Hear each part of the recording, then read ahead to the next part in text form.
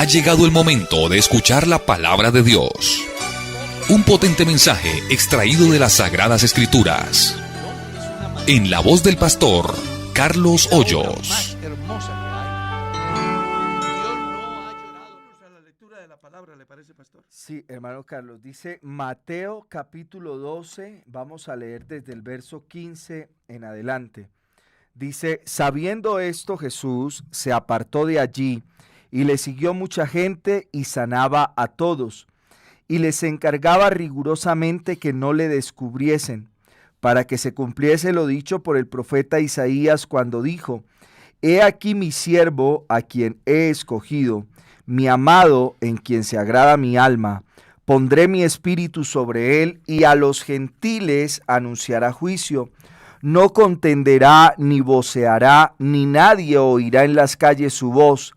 La caña cascada no quebrará y el pábilo que humea no apagará, hasta que saque a victoria el juicio, y en su nombre esperarán los gentiles. Qué bonito pasaje. Mientras usted leía, yo pensaba. Sí, señor. Y dije, no, es que esto aquí lo que hay es un diccionario de títulos, de sermones. Y ustedes me vinieron más. Muchos. Pero vamos a comenzar con el título que dimos primero, ¿cierto? Sí. Porque aquí muestra la prudencia de Jesús. Sí. Y tiene que ver precisamente con que salieron los fariseos según el verso 14. Exacto. Y tuvieron consejo contra Jesús para destruirle. Después de la actividad de Jesús, donde denuncia la indiferencia de las ciudades, eso genera un impacto en los fariseos y toman la decisión de hacerle daño a Jesús. Pero parece que Jesús sabe lo que dijo Salomón. El avisado ve el mal y se esconde, mas el impío pasa y lleva del daño. Jesús como que fue el que inspiró a Salomón, pues toda la escritura es divinamente inspirada por Dios. Y él, conociendo el riesgo y entendiendo que aún no ha llegado su tiempo, porque recuerde que también aparece en otra parte de la escritura, que no le pudieron prender porque aún no había llegado su hora. Porque en Dios todo funciona perfectamente en el tiempo. Por eso muchas veces decimos que Dios nunca llega antes ni después, llega a tiempo. Y ahí el por qué se menciona en la Biblia tanto la palabra tiempo. Jesús aquí nos da una enseñanza importante, y es que en razón a la amenaza que hay, hace uso de la prudencia. Y permítame agregar algo que pienso yo, porque aún no había llegado su hora. Eso. Sí, digamos que es muy interesante porque pues Jesús era Dios y uno pensaría, no, le faltó coraje, ¿no? Pues él con su poder pudo haber confrontado esa situación en la cual tomaron consejo para destruirle. Pero él, sabiendo eso, en vez de que de manera imprudente él asumiera eso que querían hacer con él, dice el texto que se apartó de allí, es decir, tuvo la suficiente, no sé si decir como humildad de algún modo, o no, en su adelantado conocimiento sabía que no era su tiempo, así que decide irse a otro lugar para seguir cumpliendo su misión, pero con la prudencia de no quedarse en el lugar donde pudo haber sido pues dañado. Una confrontación, no con Jesús en el campo físico, porque él pues no lo haría, pero sí con los seguidores de Jesús, porque Jesús tenía seguidores, y eso era una protesta de alguna manera, ¿no?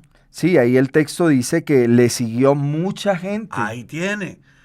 ¿Usted se imagina que toda esa gente que sigue a Jesús, al ver que lo confrontan y lo agreden, pues se puede volver un problema? Por eso tan importante lo que usted plantea, ¿no? Prudencia. Sí.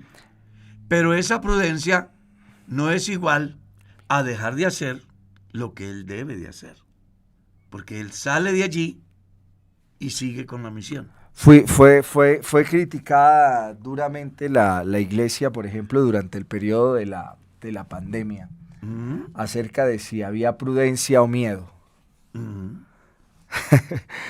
Explícamelo. No, porque por ejemplo decíamos, bueno, si tenemos a Dios, que es el que nos guarda de todo, ¿por qué cerrar los templos en consecuencia de una orden fundamentada en la alta incidencia de infecciones por COVID? ¿Sí? Entonces no. Entonces uno de los argumentos era, les falta coraje, pero si Dios está con ustedes. Pero también era ausencia de prudencia, de algún modo, el hecho de que se hubiese transgredido la norma para haber expuesto a muchos más hermanos a ser infectados por el virus. Pues es decir, es tomar la prudencia y traerla a un campo más actual, más relevante. Es muy importante ese argumento porque, bueno, yo tengo una visión de la vida. Claro. De una visión de la vida. Creo que la pandemia hizo mucho daño más en lo psicológico que en lo que en sí era. Hay una anécdota muy importante. Se dice que en un país condenaron a un individuo a pena de muerte porque pues había infringido la ley de tal manera que lo hacía acreedor de la pena de muerte. Sí. Allí la persona debía de morir decapitado, ¿no? Dice que cuando llega la hora le han tapado sus ojitos, o se los han vendado, le han atado sus manitas atrás y le han hecho así. Y comienzan a echarle agüita tibia. Y él siente que se está desangrando y murió desangrado, sin haberle causado la mínima lesión. A veces la falta de conocimiento de información, que fue lo que le pasó a todos los estados del mundo. Y que a mí me parece muy interesante esto porque me muestra que ahí no sirven armas nucleares, ni científicos, ni dinero, ni yates, ni nada. Algo tan invisible a la vista natural trastorna el mundo, genera pánico, causa un caos económico, industrial, político, social, que desemboca en muerte, en separación, en unas cosas impresionantes donde uno ve hasta la doble moral del Estado. Por ejemplo, conocí casos de creyentes que estos señores dijeron no pueden reunirse en torno al muerto. Lo sacaron del hospital en una bolsa y para el cementerio. Pero hubo otro que pagó 6 millones y ahí sí no tenía COVID. Lo dejaron velar. Bueno, es que eso, pero a lo que yo quiero llegar, no, y eso que usted toca, no está complicado. Y eso da pie para hablar de otra cosa, y es que en el mundo de la ciencia no se tienen todas las respuestas. Están expuestos a eventos en los que públicamente deben declararse impedidos porque no se sabe qué es lo que ocurre. Como es un evento novedoso. Eso es. Y mire que la gente desea vivir de certezas, pero la ciencia vive de incertidumbres. El conocimiento que tenemos hoy acerca de la enfermedad hubiese permitido que se hubiesen factiblemente hecho las cosas distintas. Lo que voy es que no se hubieran quebrado economías. Eso, pero pues piensa uno desde este lado, ¿no? Hay un montón de ideas conspiracionistas. Yo no soy tan conspiracionista, pero a lo que quiero llegar es a eso, a que en momentos como ese primó la prudencia alrededor del riesgo que había de la infección que el coraje para atender a eso. O no sé, creo que usted tiene una visión distinta a la mía. Y eso es importante también. Si usted fuera presidente de un país. Sí, señor. Y viene en una situación de esa, ¿usted qué hace? De ese tipo hubiese hecho eso. O sea, es decir, con el conocimiento inicial Es que eso es importante entenderlo. Uno no puede analizar la historia a partir del conocimiento del presente porque eso hace que uno altere la historia. Es decir, si uno se va a poner desde la perspectiva del presente a hacer críticas sobre el pasado, pues es difícil. Entonces hay que entenderlo desde ese momento. Claro, desde la prudencia era lo más conveniente. Yo que lo viví tan de cerca, yo fui médico de área COVID, o sea, todos los días veía pacientes con COVID, todos los días durante más de un año.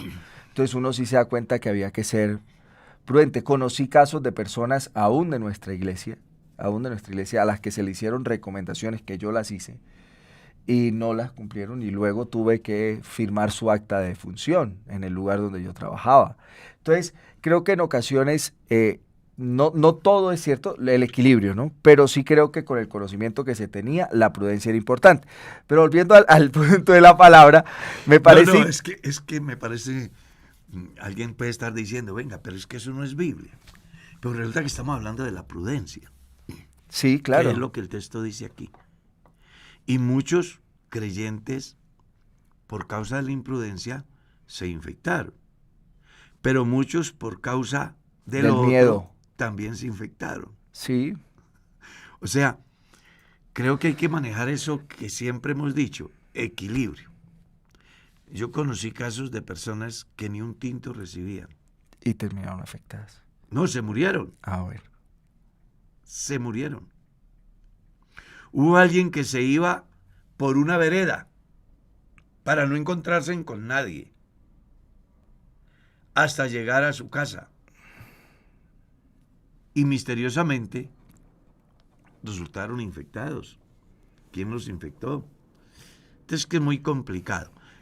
Yo le voy a decir qué hubiera hecho yo de presidente. Yo no hubiera hecho lo que hicieron la mayoría de los gobernantes. ¿No? Porque unos se murieron de hambre, otros se murieron de pánico, otros se suicidaron por ese bombardeo tan negativo a toda hora. Yo de presidente hago una locución, doy las medidas de prevención, sálvese si quiere. No hay cama para tanta gente. Le estoy dando las herramientas. Oiga, esa sería una discusión interesante, esto, lo de los principios de salud pública. No aplica dejemos, hermano Carlos, pero es interesante su postura. Es válida. Claro, es que yo pienso que el problema tan grave que se dio, pues claro, porque fue un evento que llega para el cual nadie está preparado. Nadie. Sí. Pero que pienso que de pronto también se les fue la mano, porque hubo por ahí un país en el mundo que no colocó restricciones ni al mercado, ni a la industria, nada. Orientó a la gente. Y cuando se hablaban de miles y miles en todo el mundo, allá las cosas se sostenían. Entonces yo pienso o tengo muy claro lo que la Biblia dice. Pero será otro día que hablaremos de eso que la Biblia dice. Pero si hay un llamado hoy aquí a ser prudentes, porque la prudencia puede evitarnos muchas situaciones. Conozco casos de creyentes que en el proceso del evangelismo son imprudentes. Por ejemplo, sí. ¿Cierto? Caen en el error es de la confrontación y no de la exposición de la palabra de Dios para que el Espíritu Santo guíe a aquel que lo escucha para alcanzar la verdad. En otras ocasiones no solo es la confrontación, sino la crítica descarnada acerca de las creencias del otro, que caen en la ofensa personal. Que no es el evangelio. Desconociendo que la persona pues es... Venga, es que Jesús dijo así, sed prudentes como serpientes y sencillos como paloma, y se los dice cuando los va a enviar a cumplir una misión. Entonces mire que la prudencia es muy importante en la vida del creyente. Vamos a colocar un ejemplo simple.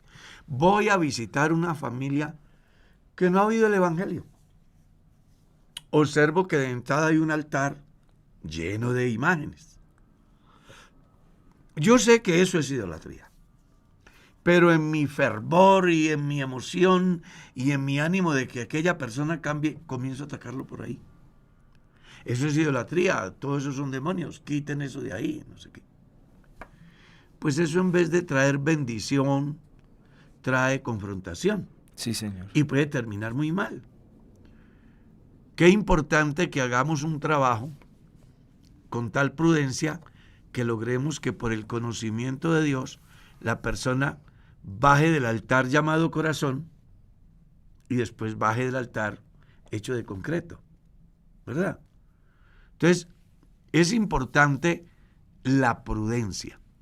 Hay que ser prudentes en todos los campos, porque más allá de que estemos aquí hablando de la prudencia de Jesús, pues también es interesante que usted comprenda que en todo campo seamos prudentes. Por ejemplo, problemas familiares. A veces hay personas que son imprudentes y se meten en el rancho ajeno y terminan generando un problema de gran dimensión. Por ejemplo, una dificultad que se presenta en la empresa y usted se pone a correr demasiado y termina haciendo un daño enorme cuando, si hubiese sido prudente, posiblemente se minimicen los daños y se encuentre una solución. O sea que el llamado hoy en el manejo de la prudencia pues es muy interesante para que aprendamos a vivir de tal forma que contribuyamos con la construcción y no la destrucción, con el bienestar y no con la zozobra, con la paz y no con la inseguridad. Jesús nos da el ejemplo. El pastor decía ahora, Jesús, siendo Dios, pues él pudo solamente con el pensamiento tomar una decisión y dejar paralizados a todos, ¿no? La Biblia dice, él mandó y fueron hechos los cielos y la tierra y todo el ejército de ellos, por la palabra. ¿No podría él hacer de que a aquellos se les quede quieto el corazón, o por lo menos pierdan la visión, o se les quede paralizada la lengua, yo qué sé, para que no generen una revolución en contra del mensaje de Jesús? Claro que él pudo, pero dijo, lo mejor es salir de aquí porque hay mucho por hacer, y hizo uso de la prudencia. ¿El llamado es a qué? A ser prudentes. A ser prudentes. Y fíjese que el verso 16 dice, y les encargaba rigurosamente que no le descubriesen. Pero mire, pastor, que porque estamos en el campo de la prudencia y hay un pedacito que sigue del mismo texto. Mire lo que sigue diciendo. Y le siguió mucha gente. Jesús sale de allí y él no anda solo, le sigue mucha gente y siguió su campaña. Sanaba a todos. A todos. O sea, parece que la gente que seguía a Jesús, más allá de ser noveleros, creían en lo que Jesús hacía. Porque recuerden que también hay otra escritura que enseña, y Jesús no hizo muchos milagros a causa de la incredulidad. Pero aquí dice que lo sanaba a todos. Eso no es un todo relativo, ¿o sí? Creíamos que era un todo absoluto. Que a todos los que se acercaban a él. Claro. Eso me dice a mí, de alguna manera me da como la razón el por qué Jesús no se queda ahí. La gente está convencida de lo que Jesús hace. Y él prevé lo que se puede dar en un manejo, no, en una situación no bien manejada. Sí, pero mire que esto me da pie para hablar de otra cosa importante, ya en el análisis contextual. A uno la escena en la cual Jesús es entregado le llama mucho la atención el hecho de que Judas tiene que señalar a Jesús entre el resto. Es decir, que parcialmente sí se venía cumpliendo lo que Jesús les dice, eso que le encargaba rigurosamente que no lo descubriesen, porque aunque lo escuchaban, hay algunos que hablan del parecido en la vestimenta, en las características faciales. No, y es que lo confundieron más de una vez con otros personajes. A eso voy, y entonces sí de algún modo se daba que la gente de algún modo trataba de no descubrirlo tanto, al punto que cuando lo entregan, los que van a buscarlo no tenían certeza al 100% de quién era él y debieron esperar a que Judas cumpliese el hecho particular de darle el beso y, ya, este sí es, vamos por él. Entonces sí se da de algún modo esta recomendación. Claro, pero aparte de eso hay otra cosa muy importante en el texto que dice, les encargaba rigurosamente que no lo descubrieran o que no le dijeran a nadie. Ese texto aparece varias veces en el Nuevo Testamento. Déjeme ¿cómo se dice? Filosofar. Es como una estrategia. Porque, a ver. Eso es lo que denominan psicología a la inversa. Algo así, algo así. Tengo entendido que desde mi visión, casi siempre lo que más le gusta hacer a uno es lo que más le prohíben. ¿Ya? O sea, al niño se le dice no lo haga y él lo hace. Es como dice usted, psicología a la inversa. Jesús lo prohíbe, no solamente aquí. En muchos pasajes de la Biblia del Nuevo Testamento aparece ese término. ¿Sería que Jesús de verdad estaba interesado en que nadie se diera cuenta quién era él? ¿O sería más bien una estrategia para que el personaje en mención reaccionara y dijera, venga, yo no puedo callar, yo tengo que testificar? El caso de Lázaro, el caso del ciego del capítulo 9 del Evangelio de Juan, y otros casos tan interesantes que más allá de la prohibición, ellos salieron y al final terminó la gente diciendo, mirad, todo el mundo se va tras él. Generaba un impacto tan interesante en la persona que era beneficiada, que aunque le dijeran no lo digan, ellos no podían callar.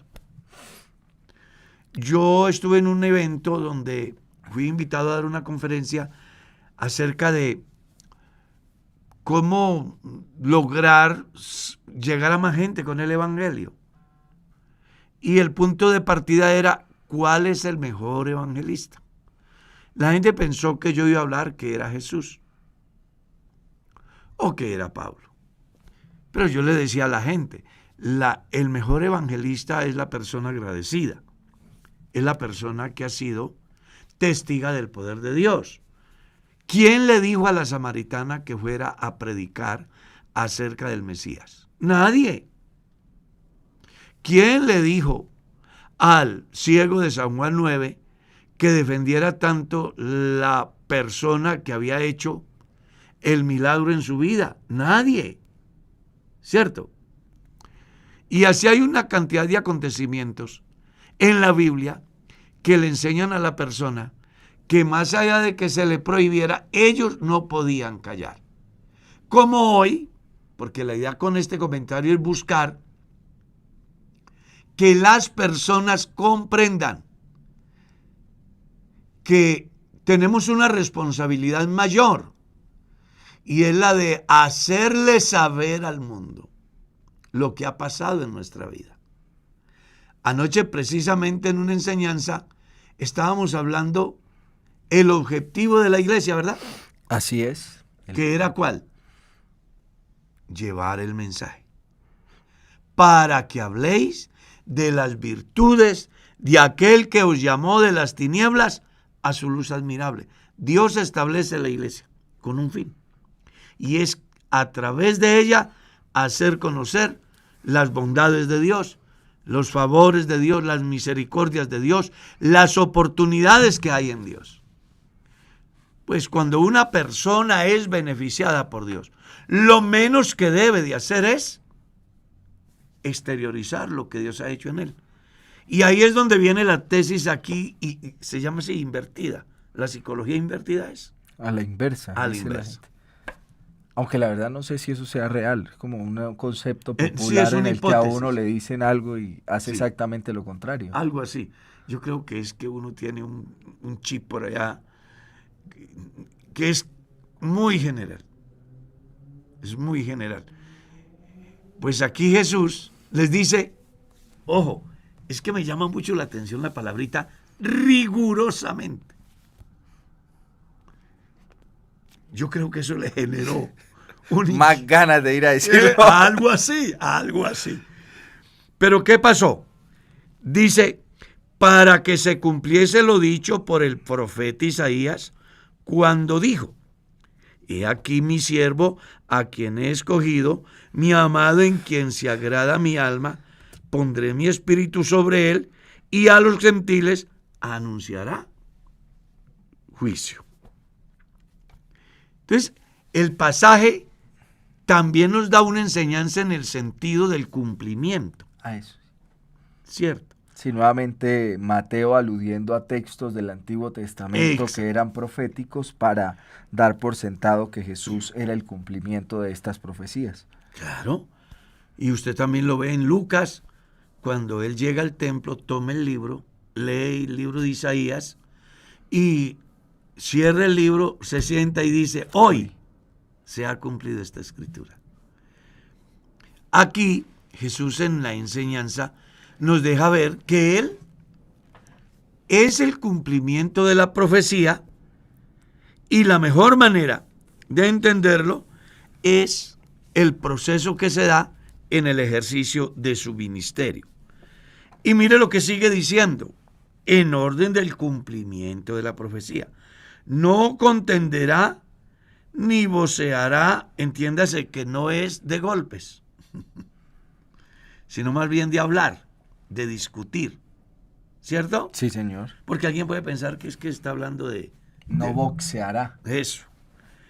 Y también muestra el acontecimiento final, donde dice: la caña cascada no quebrará, y el pábilo que humea no apagará, hasta que saque a victoria el juicio. Y en su nombre, dice, esperarán los gentiles. Los gentiles. Es uno de los pocos mensajes que aparecen en el Evangelio que dan, de alguna manera, una expectativa interesante con respecto a la esperanza para el mundo gentil. Porque ya hemos dicho algunas veces acá que los evangelios están bajo la ley y tienen un enfoque exclusivo al pueblo de Israel. Pero que dentro de ese proceso y de ese desarrollo del ministerio de Jesús, se abren como unas puertas que generan esperanza para el mundo gentil, pues estaba profetizado que en él esperarán los gentiles. Me hace pensar que en un desespero como el que vive la sociedad, y en el tiempo de Jesús, que como en todo tiempo ha habido incertidumbre por las diferentes posturas políticas, por las diferentes dificultades que se dan en la sociedad, como que surge una necesidad en el común del pueblo acerca de alguien que pueda ayudarnos, que pueda sacarnos de esta. Alguien que aparezca y tenga, perdonen la palabrita, la varita con la cual se pueda resolver el problema. Y ese pensamiento es el que detecta el profeta por el Espíritu Santo, lo hace saber y hoy lo trae a colación para hacernos conscientes de que los gentiles, más allá de que estuvieran envanecidos en su pecado y tuviesen cualquier cantidad de creencias, esperaban en alguien y esperarán en alguien que pueda minimizar, solucionar, resolver la problemática que aqueja al mundo. Porque mire lo que dice ese versículo: y en su nombre esperarán no los israelitas, los gentiles.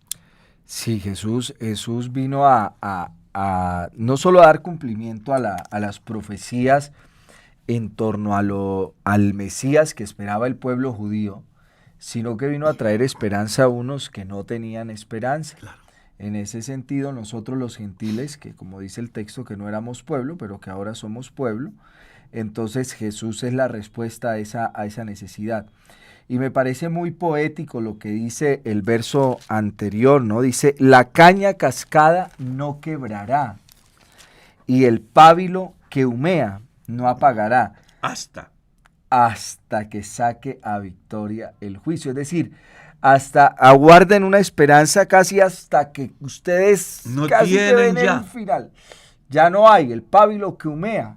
Ya se va a pagar. Se va a pagar, pero algo ocurrirá antes de que se apague. Y qué profundo ese texto, porque muestra que cuando todo parece no tener solución, en él hay solución. Sí.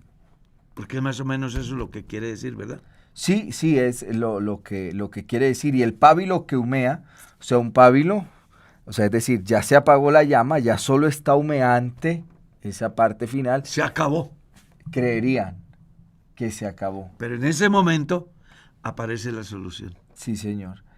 Sí, hay, de algún modo Es muy bonito, ¿no? Jesús trajo a nosotros dos cosas, dignidad al darnos un nombre nuevo, pero también una esperanza nueva. Jesús trajo esperanza.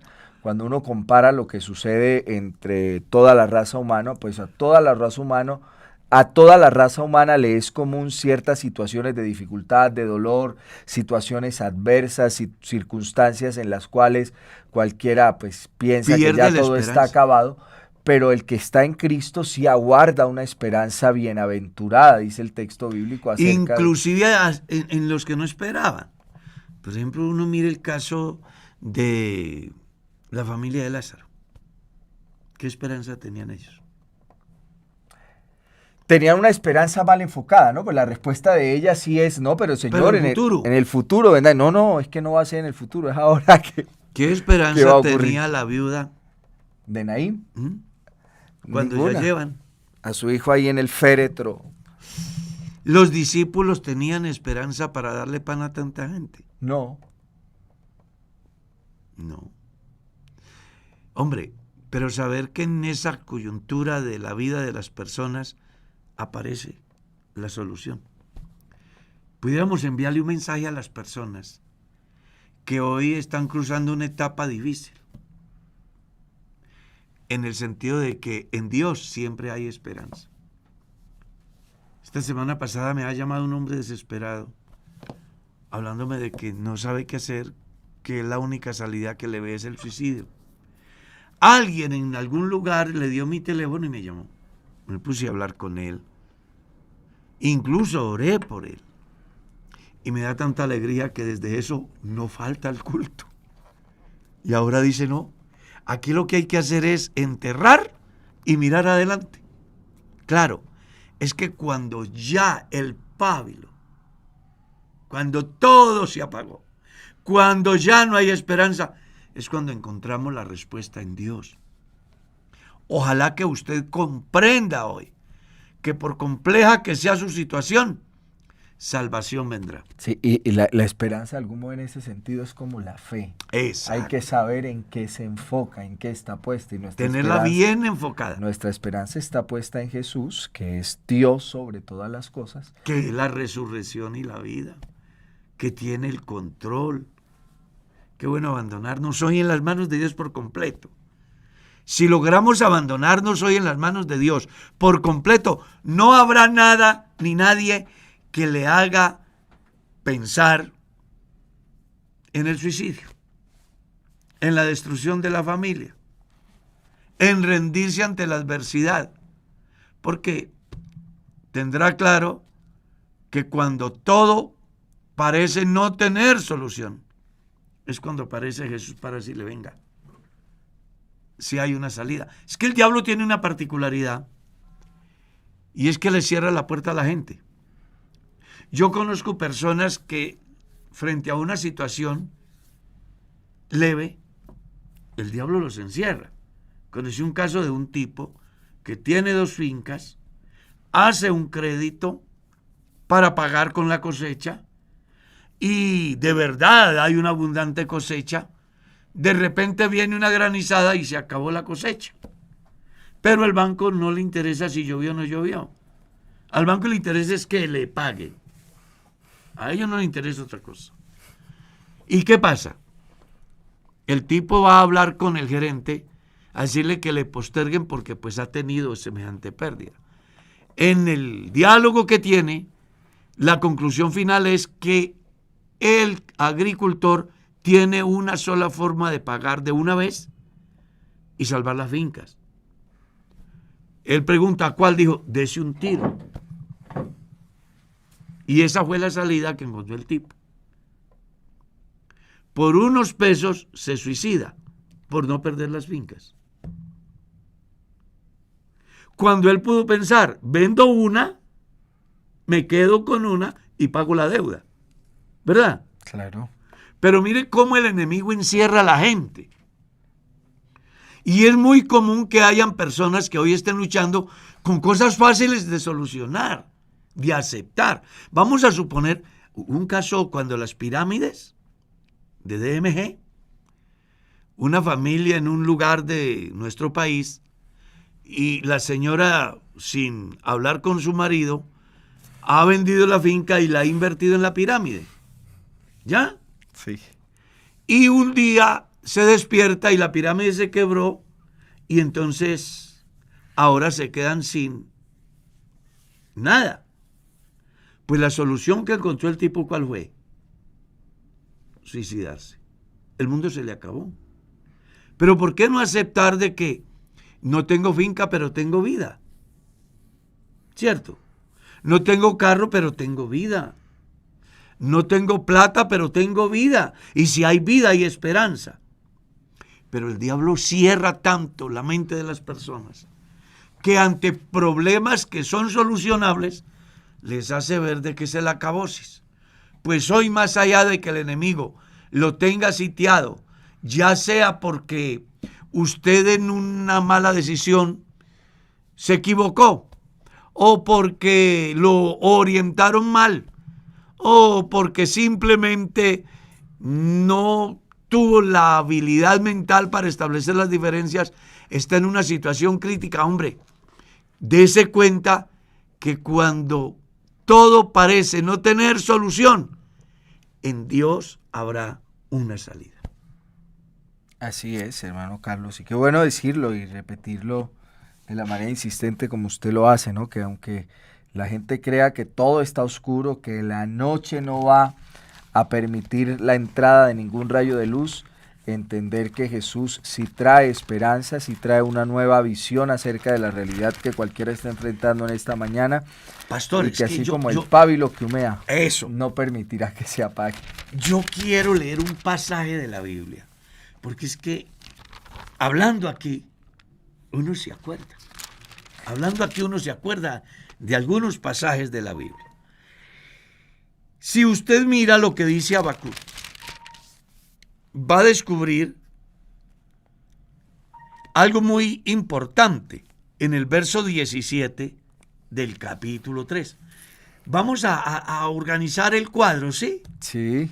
Un día Habacuc se levanta y descubre que no hay pan coger, no hay vacas en las majadas, no hay ganado en los corrales, la finca no produce, o sea, es una acabosis que total. Pero este hombre entiende que en Dios siempre hay una salida. Mire lo lindo que dice. Verso 17 del capítulo 3. Aunque la higuera no florezca, ni en las vides hayan frutos, aunque falte el producto del olivo, y los labrados no den mantenimiento, y las ovejas sean quitadas de la majada, y no hayan vacas en los corrales. ¿Qué? Con todo. ¿Con cuál todo? Con todo ese problema. Eso, con todo y esto, porque no tiene nada, pero con todo y esta situación que yo estoy viviendo, con todo y esta pérdida, dígalo. Yo me alegraré en Jehová. Es difícil. Pero es lindo, porque le enseña al hombre la absoluta dependencia de Dios, que la ausencia de depender de Dios es la que lleva al hombre a cometer locuras, a fracasar en sus empresas, a fracasar en sus relaciones sentimentales, a fracasar en su diario vivir, en su propio bienestar. Hombre, hay un llamado a descansar en Dios, a abandonarnos en la mano de Dios. Aquí lo hemos dicho más de una vez. No importa que el mar se enfurezca. Si Jesús está en la barca, tranquilo, pasamos al otro lado. Así es, hermano Carlos, y esto es lo que se llama la la relevancia de la palabra. Pasamos de una historia, de describirla, a traerla a nuestra vida personal y decir, bueno, ¿y esto para qué me sirve? Esto me sirve para tener esperanza en medio de situaciones en las que yo creo que no voy a poder salir. Pues bueno, no importa. Así usted crea que no, fije su esperanza en Jesús y en Él de seguro podrá usted obtener alguna respuesta, o yo creería mejor, la mejor respuesta a esa circunstancia y esa dificultad que usted hoy está atravesando. ¿Qué le hubiera pasado a ese hombre que cayó en manos de ladrones, según la parábola del samaritano? No había solución. Los más importantes, los que tenían la responsabilidad, no hicieron nada. Pero ahí estaba el buen samaritano. Ese está por ahí, en su lecho. Allá en la casa, en la cocina, donde usted mira y dice, no hay nada. Cuando envía sus hojas de vida y le dicen que usted no es el perfil que buscan. Cuando el diagnóstico es, váyase para la casa a morirse. Qué bueno que usted hoy comprenda que en Dios sí hay esperanza, que en Dios sí hay una oportunidad, que cuando todo diga no, usted pueda creerle a Dios que en Él hay una respuesta satisfactoria. Pasamos del análisis a la aplicación, que creo que ese es el fin de la Escritura. Mire que mientras el pastor Darwin hablaba, se vino a mi mente un pasaje de la Biblia, que dice en la Escritura que la razón de las Sagradas Escrituras es para que usted y yo tengamos esperanza. Entonces, nada de rendirse, levántese en el nombre del Señor Jesús, crea con todo su corazón, esté seguro que en Dios habrá una salida. Pero sigamos porque ese pasaje sigue, ¿no? Sí, ahí sigue. Ya cambia el panorama otra vez. Y nuevamente entonces dice el verso 22, entonces fue traído a él un endemoniado, ciego y mudo, y le sanó, de tal manera que el ciego y mudo veía y hablaba. Y toda la gente estaba atónita y decía, ¿será este aquel hijo de David? Pero los fariseos al oírlo decían, este no echa fuera los demonios, sino por Belcebú, príncipe de los demonios. Sabiendo Jesús los pensamientos de ellos, les dijo, todo reino dividido contra sí mismo es asolado, y toda ciudad o casa dividida contra sí misma no permanecerá. Y si Satanás echa fuera a Satanás, contra sí mismo está dividido. ¿Cómo pues permanecerá su reino? Y si yo echo fuera los demonios por Belcebú, ¿por quién lo echan vuestros hijos? Por tanto, ellos serán vuestros jueces. Pero si yo por el Espíritu de Dios echo fuera los demonios, ciertamente ha llegado a vosotros el reino de Dios. Qué bonito, ¿no? Bueno, vamos a hacer un comentario en relación al pasaje de una manera, pues, muy breve, muy superficial. Como introductoria. Algo así. Porque esto nos va a dar para hablar de 7 pecados que hay contra el Espíritu Santo y será materia del otro programa. ¿Verdad? Sí, señor. Pero vamos a hacer un análisis del pasaje en 2 aspectos. Uno, cómo Jesús tiene el control sobre las potestades infernales, ¿no? Sí. Porque recuerde que este tipo era un endemoniado, que le privaba de hablar, ¿no? Sí, señor, él era ciego y mudo. Imagínate, y según dice la Biblia, era causado por el mal, a tal estado que Jesús lo libera y hay la reacción, ¿no? Este echa los demonios. O sea que en el pensamiento judío decían, es un endemoniado. porque la discusión se centra en eso. Y la reacción de Jesús es también en razón a lo que se le adjudica. Jesús echa a los demonios por el príncipe de los demonios. Esa es la discusión que se da. Así que en primer lugar muestra la autoridad de Jesús sobre todo aquello que afecta la salud humana. Entre ello, el problema que se está viviendo, según lo descrito en el pasaje. Fue traído a él un endemoniado, ciego y mudo. ¿Qué dice? Que era endemoniado. Eso daría pie para hablar de las, en mi pueblo lo llaman, no va a hablarlo así, ¿no? Enfermedades postizas. Algo así. Es decir, de que el mal en verdad existe. No es su naturaleza. Por ejemplo, ese sería un punto interesante, ¿no? Esa realidad que viven algunos de ser víctimas en consecuencia del odio y de la maldad del otro, de ataques demoníacos que provocan una enfermedad que médicamente no se logra tratar y que la gente comete un error más grave, que es intentar buscar la ayuda de uno que sea más maldadoso todavía, que se considere que tiene más fuerza en ese ámbito, pero no Dios, sino en la misma maldad, para buscar solucionar ese problema de enfermedad que tiene. Y terminan mucho peor. Como siempre, terminan los mortales, muriéndose. Hacen hasta lo imposible y buscan y le venden el alma al diablo si es posible, pensando en superar y salir adelante. Y al final llegan al mismo sitio y con un agravante, la condenación.